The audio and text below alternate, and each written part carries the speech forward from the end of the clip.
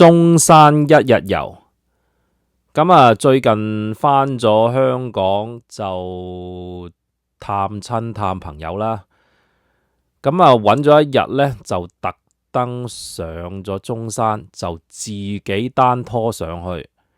咁啊，坐呢個中港巴士啦，就由呢個鑽石山上車，咁啊，直接去呢個中山嘅東區。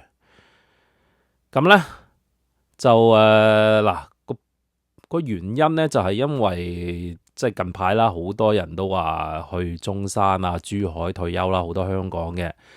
咁啊，甚至我有啲親戚呢，都最近買咗樓，直情係搬咗上去啦。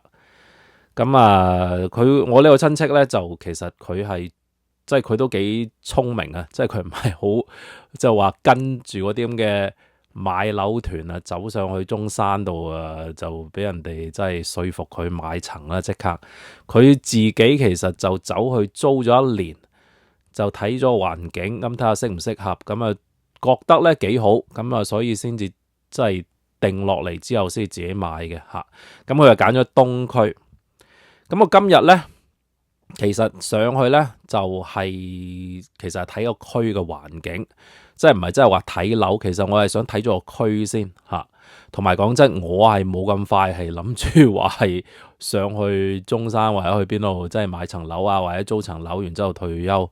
因為我其實都係海外嘅，咁我至多都係一年返一次，咁都唔知住得幾，即係就算你話喺中山有個竇，咁可能點啊，一年喺嗰度住一兩個星期咁樣唔划算。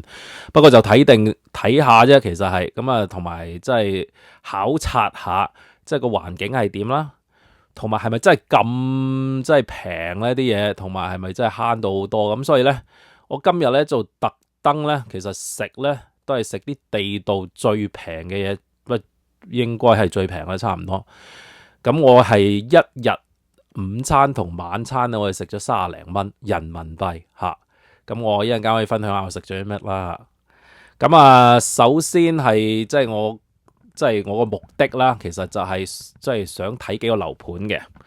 咁啊，第一就係呢個即係好多人都有講噶啦，即係有關於中山嗰啲樓東區裏邊就係嗰個咩新鴻基個逸翠園啦。咁而家佢賣緊啊，佢嗰個第5期。咁其實佢哋即係聽啲即係 sales，即係我去到嗰個發展商咁都有佢帶咗我睇幾個樓盤啦。咁佢都話賣得七七八八，咁我唔知真定假啦吓。同埋我呢個 segment 啦，我唔係話叫人哋買樓啊，我只係分享我自己嘅經歷同埋我自己嘅睇法嘅啫。佢同我講話係剩翻幾個，咁我唔知真定假啦，可能或者好 Q 多啦吓。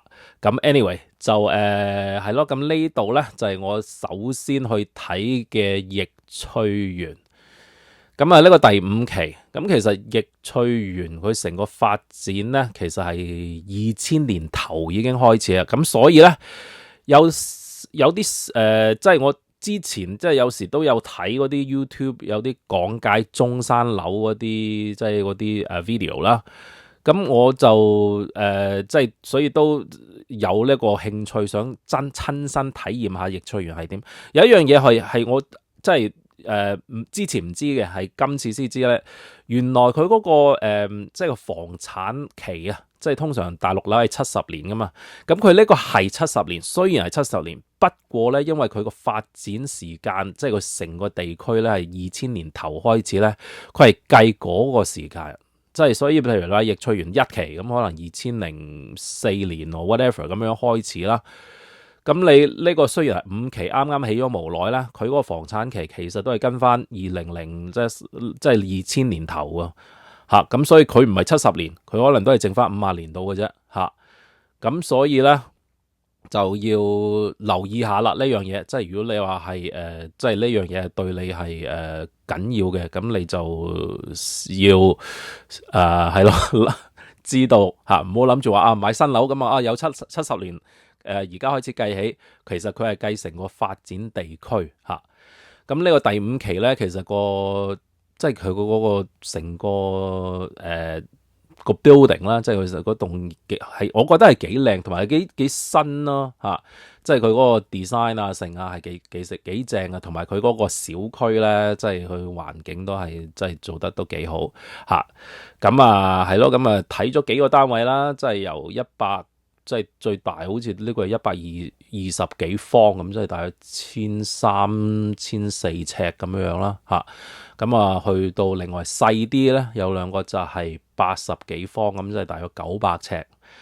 咁價格嚟講咧，咁啊佢係大約啦，即係如果細嗰啲咧，就係100萬或者啱 under 100萬咁樣咯，即係呢啲80幾方嗰啲。咁如果你話大啲嗰啲咧，就去到100、400、5萬㗎啦要嚇。咁啊視乎有邊即係 specifically，即係睇下邊幾個單位啦嚇。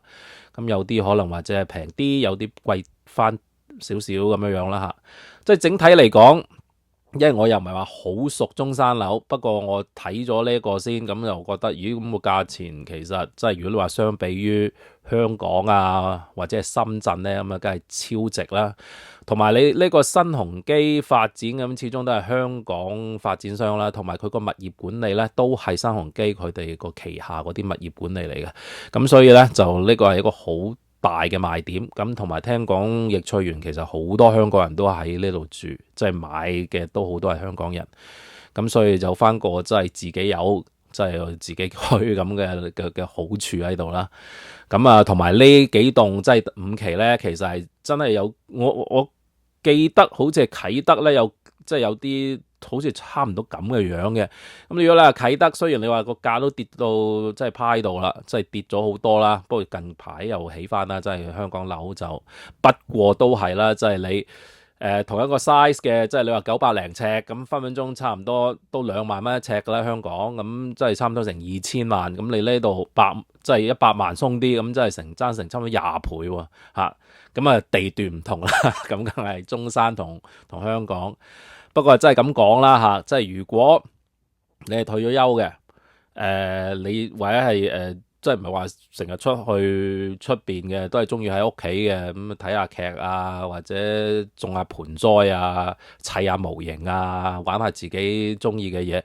咁你都係中意喺屋企咁，哇！咁如果你喺中山咁，真係划算好多喎，真係好鬼抵喎！即係如果你喺呢度買，相比於喺香港嚇。咁啊，同埋你係即係個屋價嗰度係真係平好多嚇。咁另外嗰幾個樓盤咧，即係其實係我啲親戚同我老婆有個好熟嘅姊妹，佢其實係中山人，同埋係仲係住喺中山嘅。不過佢係唔係住喺東區，佢住喺石岐嗰邊嘅。不過佢都真係知道啦，即係大約係咩咁。我話東區有啲咩好樓盤啊？即係唔係新嘅，我係即係另外嗰啲，其實我係想問咗啲區先，即係有啲邊啲係啲二手盤，即係 establish 啲嘅，咁佢哋就介紹咗幾個啦嚇，咁啊即係有一個叫朗晴軒，朗晴軒其實都同呢個易翠園其實都幾近下嘅嚇，咁呢個樓盤咧就2000年中到至2000年尾啦，即係好似06、09年咁樣啦，即係佢哋嗰陣時起好嘅。咁呢個區好似就話多啲係即係專業人士啊、政府啊、有啲係搞啲小生意㗎嗰啲咁樣，咁所以其實佢價格咧都唔算話平嘅。即係佢咁啊，會平過易翠園啦，始終係舊樓嚇。不過都可能或者即係你話相比於嚟講，可能即係入場費可能都即係一啲80方，可能都要70萬咁樣嚇。咁所以咧因為有啲係仲平啲噶嘛嚇，有啲係好平添。就算你話喺東區，即係叫市區嗰啲，即係再舊啲嗰啲嚇。不過呢個我睇即係冇入去睇，有冇話特登揾經紀走去揾個 unit 嚟睇個兩邊個區啊。同埋講真，你話真係有興趣嘅，其實喺 YouTube 都有啲 YouTuber 即係中山 base 嘅，佢哋都會介紹下呢啲樓盤。咁所以有興趣你可以即係就咁 YouTube 揾下呢個咁嘅朗晴軒，咁可以睇到裏邊即係個格調係點。咁我都係就咁行下睇下附近嘅環境。同埋佢即係立下個大門口啊，大門口啊咁樣。佢 actually 有一樣嘢係分享下嘅，其實啲保安係做得幾好嘅，因為我喺門口度咁樣影下相啊，睇下咧，佢都會喂。你搞咩啊？做咩啊？你係咪送貨？唔係，即係好似咧，即係都唔係話亂咁俾人哋咧，即係走入去嘅。咁除非可能或者係送食物啊，或者送咩嘢啊咁樣，可能或者你要簽保登記啊嗰啲咁嘅嘢啦嚇。咁呢個朗晴軒係 OK 嘅。咁係咯。咁然之後我又去咗另外一邊，就係近翻舊嘅市中心，喺東區嚟講啦嚇。咁我另外一個咧就係呢個雍景園嚇。咁雍景園咧就有一個大嘅發展社區啦，佢門口都幾 grand 嚇，不過就舊啲嚇，同埋低層啦嚇。不過佢周圍咧就佢下邊有一堆商鋪。不過咧，其實我見到都唔少係執咗笠噶啦嚇，即係都冚晒旗。咁係唔知係咪因為即係而家始終經濟啊，抑或係發展得太多第二啲區，咁可能啲鋪頭可能覺得呢度唔係咁好賺，咁啊走鬼咗又點樣啦嚇。不過就都見唔少空鋪嘅嚇。不過整體嚟講咧，呢度就係咯，即係。都 OK 咯，睇嚟嚇。咁然之後，另外一個咧就喺呢度斜對面嘅，即係個大馬路嘅斜對面咧，就係呢個優雅翠園。咁又係即係呢個小區，佢睇嚟都好似 OK，同埋呢個 fence 即係嗰啲即係又整晒嗰啲咁嘅防盜網啊喺出邊啊。咁都 OK 嘅，即係整體嚟講，不過就舊啲咯嚇。同埋呢個優雅翠園咧，就我覺得就雖然佢喺正斜對面，不過就好似附近好似就冇乜即係咩特別嘅配套，即係譬如你係對面係有啲即係幾間餐廳啊，成日即係食肆啦，有啲嘅，不過就冇話雍景園嗰邊咧嚇，就好似方便啲，同埋佢嗰度再即係喺正隔離斜即係對面咧。就即係行好短時間咧，就有一個大嘅體育館啊，咁樣足球場啊，好多呢啲咁嘅咩公園啊，咁樣，所以就方便好多。頭先講漏咗咧，逸翠園其實有一個好大嘅賣點，又係咧，佢係對咗一個大型嘅公園嚇，呢個公園咧都幾正嚇，咁同埋佢裏邊有一個唔知小朋友嘅遊樂場添嚇，所以佢整體咧，即係譬如如果你話真係退休咁，然之後大部分時間都係中意散下步啊，周圍啲環境都係即係多吸多啲好嘅新鮮空氣咧，咁其實咧逸翠園又係一個即係一個 good 即係一個好嘅選擇啦。即係如果你話同埋頭先係新啲啦，即係如果你話嗰5期嗰個嚇。咁另外就即係都有睇嗰個朗晴假日啊，即係立過下啦，即係咁就咁經過咯嚇。咁即係差唔多咯。即係譬如你話係啲二手嗰啲，譬如咁雍景園啊、朗晴軒啊、優雅翠園，其實都係差唔多呢一類型。呢啲即係啲小區有個大閘，然之後裏邊個區係封晒嘅。咁然之後即係有啲protection 咯，我覺得嚇。不過中國其實而家即係有翻咁上下即係質素嘅，其實都會有噶啦。其實我覺得咁你係咯，中山呢幾個就係即係我今次呢個一日遊去睇噶咯嚇。咁嗱，而家分享下個使費啦。咁我晏晝嗰餐係真係超平嚇，食咗9個半啫嚇，3隻大包，然之後一個糯米雞。咁我行咗呢度直情喺逸翠園行咗去對面嗰個公園，有條細街係有一堆嘢係食嘢嘅。咁其實咧，我諗住就係食下啲地道嘢。不過咧，一個我要真係要好小心咧，就係因為我係坐巴士上，坐巴士落啦。同埋都成雖然你話過關咁樣可以咩有廁所，不過萬一真係中招咁食咗啲唔知咩嘢屙到撲街咁大鑊啦。咁所以咧，我其實考慮過係咪不如食麥當勞會安全啲咧？咁不過又好似戇居咗啲咁樣走上去食麥當勞。咁就特登揾咧，就係有冇啲本地人係即係起碼喺裏邊食，即係起碼排下隊啊，或者裏邊即係多啲人喺裏邊嗰啲餐廳啦。咁最多咧就係呢個，即係呢間咁樣啦，排即係都唔係排好多，有幾個啦，因為另外嗰啲即係嗰啲咁嘅食啲唔知咩飯啊麵啊嗰啲咁，直情係一條友都冇咁，所以我費鬼事搏啦。一陣間真係話大佬嗰間肚痛要肚屙咁，然之後喺巴士度咁啊大 Q 喎。咁所以咧就見到咧度，咦，同埋有一個好似係唔知係。我最初以為係公安咁，其實應該唔係，應該係城管嚟嘅啫。咁佢好似同個老細有幾好吹咁樣，即係都係熟客嚟㗎啦。然之後個僆仔喺度買咁樣，咁應該都 OK 啩。咁啊，所以揀咗呢間食，咁啊都係9個半啫。咁 OK 嘅，其實講真，你話超好食咁啊，唔係啦。不過係 OK 嘅，即係你譬如分分鐘香港嗰啲，你嗰啲咁嘅乜嘢即係我買啲外賣點心咧，其實差唔多個級數嚇。呢個可能或者起碼正宗啲添嚇，唔係啲咁嘅咩中央廚房做嘅嚇。咁好好食唔係，不過 OK 嘅，同埋9個半食得飽，晏晝一餐9個半人民幣。咁啊，夜晚嗰餐我冇特登影啦，其實我就係食嗰啲蘭州拉麵嗰啲鋪頭咯，清真嘅。咁我諗，因為通常我覺得佢哋嗰啲，因為我都食唔少嗰陣時，我有一段時間都喺中國即係住過啦。咁其實嗰啲又係佢哋可能或者料唔會話太多，就係得啲麵嘅啫，同埋個價錢係超抵啦。因為我叫咗嗰啲拌麵都係22、23蚊，好似22蚊。咁啊，一碗湯嗰啲都係12蚊嚇，11、2蚊咁。不過就係得碗即係得碗麵啦嚇，或者一碟麵咁，然之後肉就好少嘅啫嚇。咁啊預咗噶啦。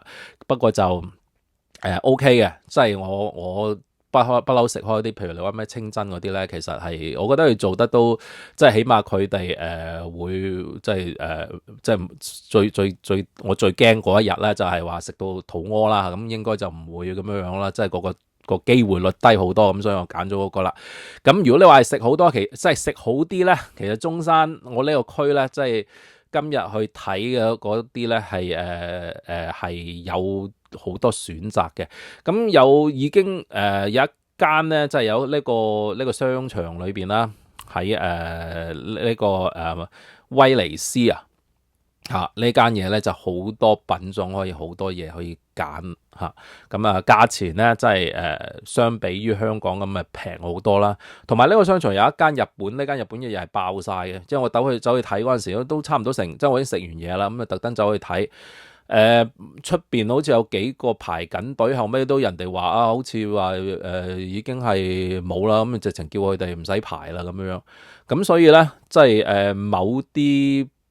係某啲餐廳咧，其實都即係幾爆嘅，幾滿下。